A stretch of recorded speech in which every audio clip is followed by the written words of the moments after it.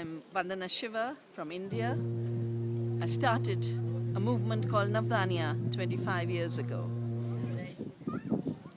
Basically because I felt an outrage at the idea that life on Earth, created over millennia by the Earth herself, diversified further by our ancestors, that now it was being claimed to have been invented and created by a handful of corporations that used to bring us toxic chemicals, that brought us war.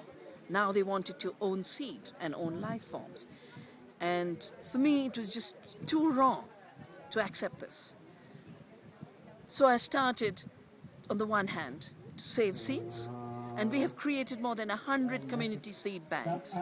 We've created seed banks where more than 3,000 varieties of rice are conserved and distributed, hundreds of wheat varieties that farmers now call me to tell me that they're earning twice as much and having to eat half as much because there's far more nutrition in the old varieties.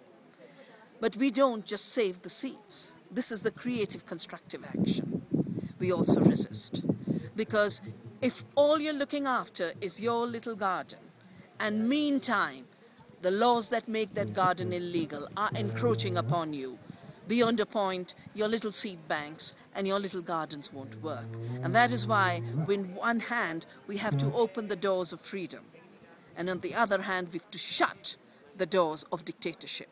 To shut the doors of dictatorship, first, we must not accept the obscenity of laws that say life is a creation of corporations. We've got to reclaim the freedom of life to be itself, for seeds to be in farmers' hands.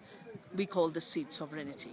The second thing we have to do is remember that there are other ways we have lived. This is so recent, just in 1.5 decades. We cannot erase 10,000 years of agricultural evolution. We've got to have our memory to reactivate an imagination of freedom.